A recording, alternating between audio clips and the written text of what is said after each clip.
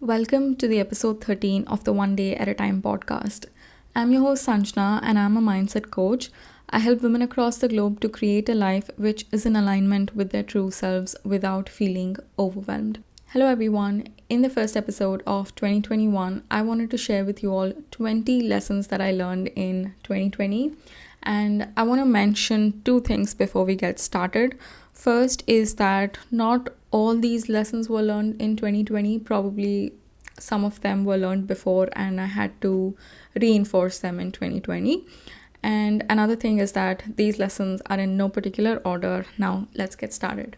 The first lesson that I want to share with you all is that health is the most important aspect of life.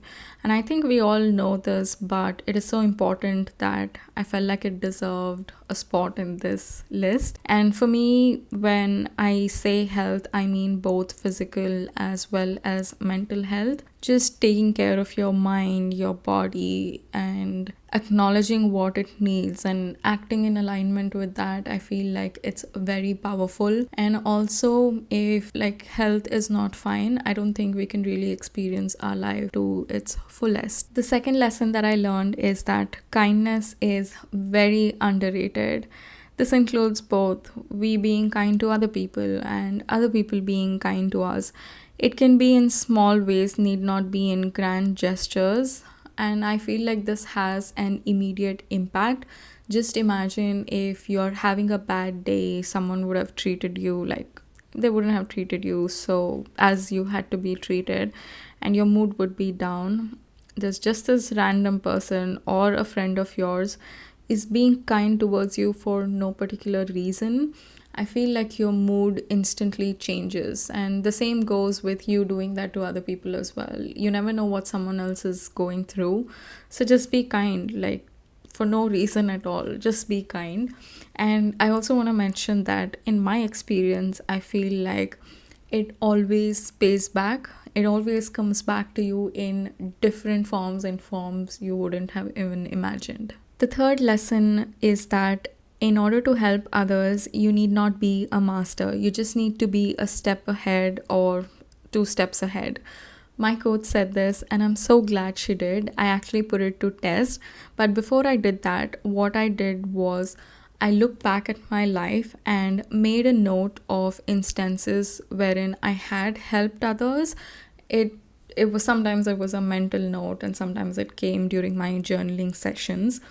And I used this as an evidence whenever I was facing resistance throughout this time. And I really needed to hear this to start coaching. And I'm so glad I did, because oftentimes, we have these thoughts such as, oh my God, will I be even able to coach? Who the hell am I to coach this person? But I'm really glad I did, because my coaching program has been helping women not only in ways in which I had thought that it would help them, but in ways in which I had not even imagined. And I feel like this is my most favorite part of coaching, when my clients experience things that I hadn't even thought my coaching program would deliver. So that's really nice. And also keep in mind that no one is really perfect. Even the world's best coach or the world's best athlete has things that he or she needs to and probably wants to work on. This very smoothly transitions to our fourth lesson, which is perfection doesn't exist. It just doesn't exist. And even if it does, I feel like it's the worst place to be. Because if you are perfect, what are you really going to do? One of the best parts about life is exploring who you are. And if you are perfect, I feel like the curiosity to do so definitely vanishes. And your imperfections really make you who you are. And not just your imperfections, actually, but what you do with them and how you navigate around them in life. So yeah, in my opinion, after the experience that I had in 2020, I realized that trying to become perfect is like putting yourself in a cookie cutter. So just ask yourself, do you want to be a cookie cutter person who doesn't exist, by the way, or do you want to be your own unique self? The fifth lesson is that simplicity is the key. It is the key to growing in life, to succeeding, to experience happiness, and also for prosperity. Simplicity makes your life easier. It definitely gives you more freedom, and you can also use that energy and time in what truly matters and what makes your soul happy. So just see what area you can simplify in your life. Probably it might be your clothing collection, or your morning and evening routines, or your finances, or your general day-to-day life. Personally, I feel like from when I've started simplifying my life, and this is not a one-time activity, by the way, I see a lot of decluttering challenges like 7-day or 30-day decluttering. Personally, I don't think that would work, at least for someone like me. I cannot just be very intense for 30 days and expect my life to change and not go back to the way it was. I don't think that's the right way, like at least in my opinion. So what I do is, over a period of time, the moment I realize this, the more and more like I started simplifying my life in different aspects. It just feels like a huge weight is being lifted off my shoulders, which is amazing. Now, my sixth lesson is that goal setting is necessary. Just think of it this way: having a goal is like keying in the destination on your Google Maps. Once you know your destination, you can figure out different ways to get there, what time you have to leave, and all of that. Also, you can always change your destination. Just approach it from the same point of view. Having a goal in life gives you two possibilities: either to succeed or to fail. But not having a goal will only lead you to failure, because if you don't know where your destination is, where are you going to go? And there's also a chance of getting lost, and we don't really want that. The seventh lesson that I want to share with you all is that life with alignment is the best life you can live. Living my life as per who I am and who I want to be is probably the best gift I've given to myself. And I do this mainly by ensuring that I make my life decisions, and this has always been my priority. Also, this is the best way to start living your life in alignment with yourself. If you have people around you, I feel all of us have people around us who kind of, at least out of good intentions, like least of all out of good intentions, if not consciously influence, but they do give their opinions about what we should and we should not do. Just respectfully considering the opinions of those who care for you, but still being mindful about not letting that direct your life is a way to, start living your life in alignment with yourself. And living like this has not only made me happy, but I'm also a better person towards other people in my life. And this is a huge part of my one-on-one coaching. It's always amazing to see my clients recognizing this need and starting to take the necessary action steps. The eighth lesson that I want to share is that have self-values or personal values. Having a set of values or principles or intentions will help in living an aligned life. I use these values mainly as decision-making tools. This is another aspect that my clients have greatly benefited with. It acts as a checkpost in your life that filters out unwanted stuff, unwanted people, unwanted situations, unwanted emotions, so that you can focus on protecting your energy and using it intentionally. In fact, there's a lot to talk about self-values. I'll definitely make another podcast episode on this. Now, the ninth lesson is that if you're trying to improve, focus on one thing. 2020 has helped me absolutely master journaling because I paid full and complete attention to it. All the previous years, I've been trying to improve on multiple things at once.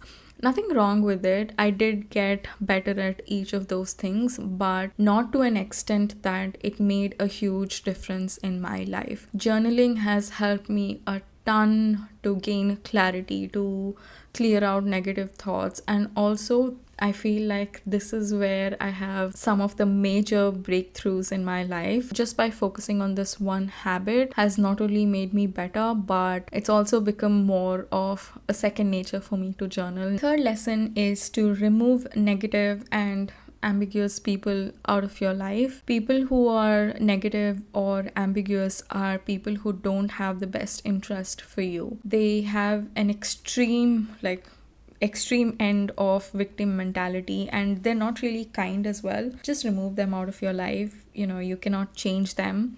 They might have gone through something in their life which has probably made them this way. It's, of course, easier said than done, but I feel like it's very important. This has made my life easier, and I'm just much more happy in general. The 11th lesson that I want to share is that you can create a difference now. For the longest time, I kept thinking that I needed to be at a certain point in life in order to do certain things. But the bar I had set was too high because I wanted to create like huge impact on other people's lives for the good. And in 2020, I realized that it was the wrong way to approach it. Just do what you can right here, right now. Let the person who's on the receiving end decide whether it was a huge impact or not. Don't steal that opportunity from them just because you had set that bar too high, or you decided that impact wasn't high enough. Don't steal that opportunity, because the smaller things that I have done for other people have been quite helpful for them, and the smaller things that other people did for me, for them it wasn't a big deal at all, but for me it was such an important thing for my life. So we don't really know the ins and outs of other people's lives, so just do what you can and give them the permission to decide whether it was a huge impact or not. The 12th lesson that I want to share with you all is that a lot of things in life are not in our control. I think COVID, the situation, has definitely proved this. There were so many things that I had depended upon weren't in my control at all. And we often chase and try to control things that cannot be controlled instead of focusing on what can be controlled. This also helps us smoothly transition to our 13th lesson, which is we are in control of more things than we realize. Like I said, what we do is we try to control the wrong things. If we focus on what we can control, life is a lot less chaotic. And I think this is one of the reasons why people are like stressful in general in their day-to-day lives, including me, by the way, because we chase around these things that we can't control and we totally lose the sight of things that we can control. Some of the things that we can control are the thoughts that we think, the actions we take on a day-to-day basis, as well as letting go of what's not serving us, which I feel is very precious. The 14th lesson I want to share with you all is that ask for what you want. I have worked in different roles across my professional experience so far, and most of the time, if I wanted to change the team or if I wanted to work on a specific project, I've asked for this. But I always forget this and I end up, trying to anticipate things and become more anxious about it. And there was a similar situation in my life in 2020. I went ahead, asked for it, and I got it.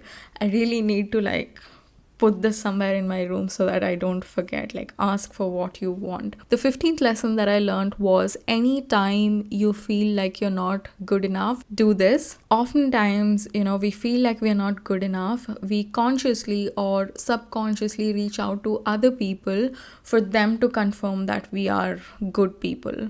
So instead of this, go to your room, grab a book and a pen, and just make a list of your achievements. Write at least 10. They can either be big or small. It really doesn't matter. What this does is that it allows you to reflect on your life and not diminish yourself. And the more you do it, the more this chain of behavior becomes very natural. So next time you feel or someone else points out to you saying that, oh, you're not fit to do this or you're not good enough, your brain automatically starts looking for your achievements. Your brain would be like, wait a sec, someone is saying that I'm not good enough. Let's go back to my memory and look at my achievements. This is very powerful, guys. Trust me, it's really powerful. The 16th lesson that I want to share with you all is be grateful. Being grateful in general for all the things you have, for your life experience that has made you the person who you are is a form of self-care. I feel like this whole gratitude and gratefulness has been marketed as a law of attraction tool, that is, oh, be grateful to receive more things. Instead of looking at it that way, when I approached it in terms of self-care, I feel like that's where it really started working. It's really nice.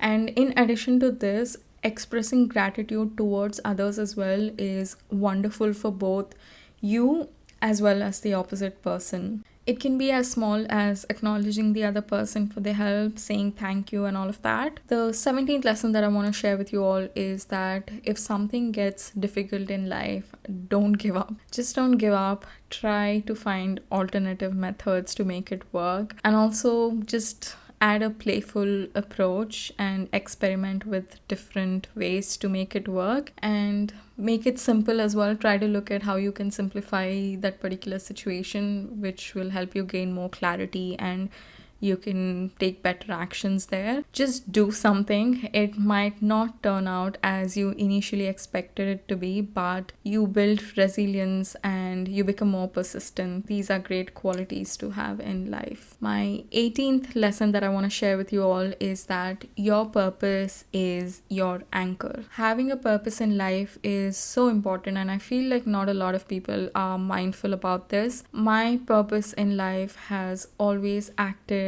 as an anchor that has guided me to take the quote-unquote right path in my life and make more aligned decisions. And this is another thing that I help with my coaching clients, because it is one of the essential things that you need to have in your life, in my opinion. If you want to know what my purpose is, like, just shoot me a message. I would be happy to share in another podcast episode. We're approaching the end. The 19th lesson that I want to share with you all is that mindset matters. No matter what you do, how much effort you put in, if you don't have the appropriate mindset the situation demands, you can only get a little bit ahead. Focusing on your mindset, dealing with the thoughts you have, and being mindful about the actions you take is more like creating magic, and the way you live life and experience life is very different. My 20th lesson that I want to share with you all is one day at a time. This was my theme for 2020, and I'm so happy I chose this as my theme. It not only helped me get better at my habits and improve my skills, I feel like it made me slow down in life, and I've come out of that what next mentality. Well, not come out, but I've become way more conscious about it. I was this person of, oh, I achieved this, what next in life. I feel like my approach is definitely changing, and I see myself, starting to enjoy my day-to-day life in general and just live each day, not think so much about what next, which I feel came in really handy during lockdown. So yeah, guys, these were the 20 lessons I learned. Share at least one lesson that you learned in 2020. Just slide into my DMs, or you can even comment on YouTube. I would love to know. And if you liked listening to this episode, then please subscribe to my YouTube channel or podcast episode. It is absolutely free. That's it for today's episode, and I'll see you in my next one. Bye.